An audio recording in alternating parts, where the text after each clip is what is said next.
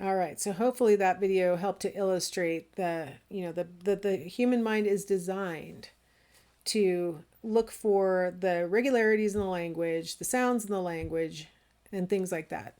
So we've got this innate language acquisition device. And then Chomsky also argued that we have a universal ability to distinguish the grammar of a language.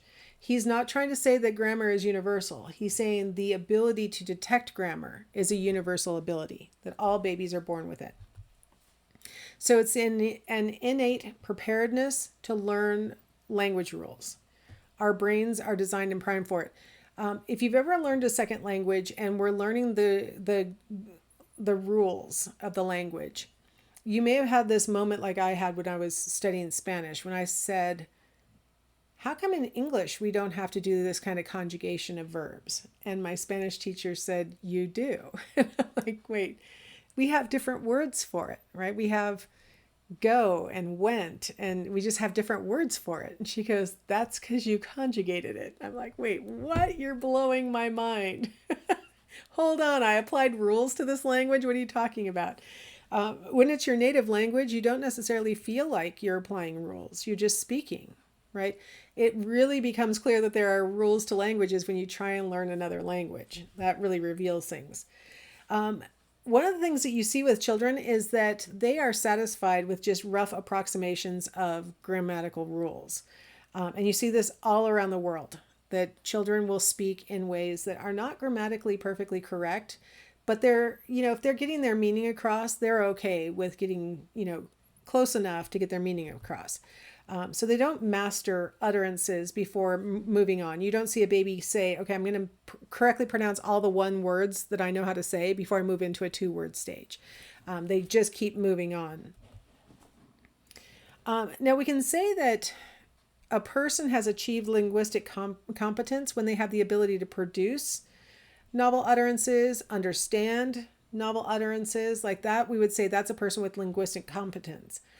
And babies start to display that kind of linguistic competence when they're like 3 years old. Like that's not much time of interacting with other humans for them to have acquired enough competence to be able to produce utterances that would, represent what they're thinking or feeling or wanting or what they thought about last night or things like that. And then to be able to understand what other people are saying. Definitely we can understand more when, than we can speak when we're younger. Like my grandson definitely understands a lot of words.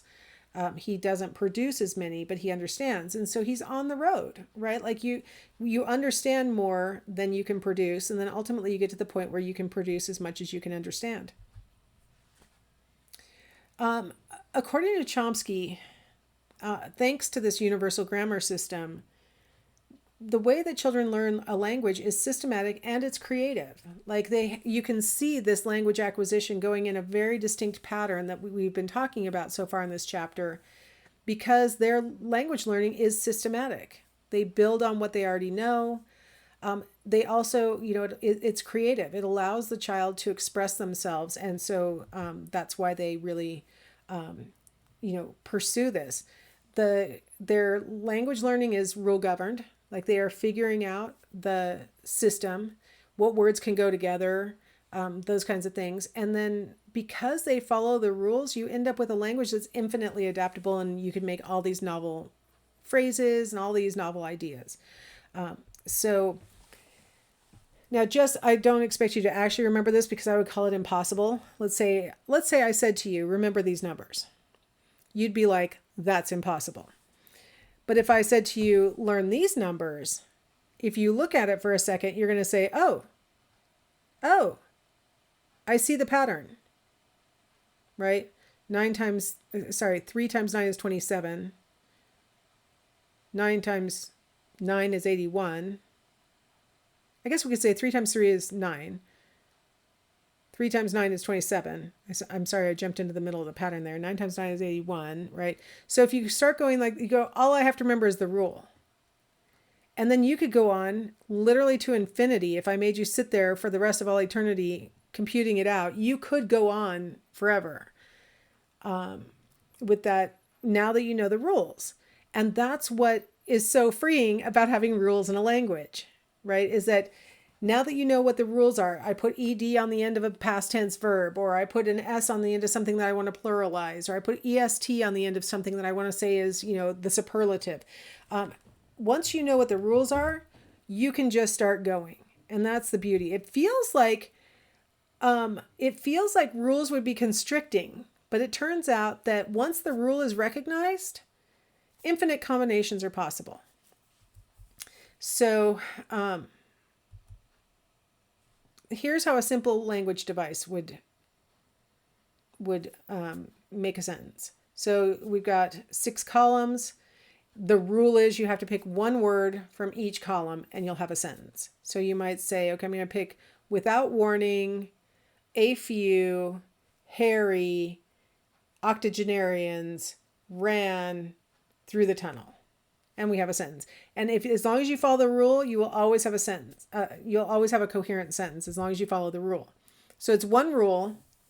There are 54 items on this chart that leads you to 531,000 and more possible combinations just of what you're seeing on this chart. You could come up with 531,000 unique sentences just using what's on 6 columns and 2, 4, 6, 8, 9 rows. So even with such a small array of things that you could pick from, you can get a whole bunch of combinations. If we were to add even one more rule, think of how many more combinations we could have just with the stuff that's right here on the screen, which I covered up with my little pictures here. Because our adult human language, there are many rules. There are a few different rules that we all know and we know how to apply. We have thousands of words in our vocabulary.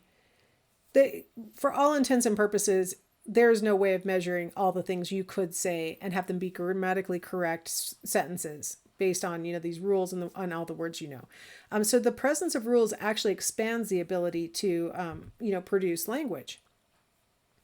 So I thought you might enjoy seeing Steven Pinker. He's the one who I started off this chapter quoting, and he's going to tell us a little bit about how we know that children apply grammatical rules on the fly and not just memorize words that they learn from their moms and dads because they want reinforcement like Skinner argued.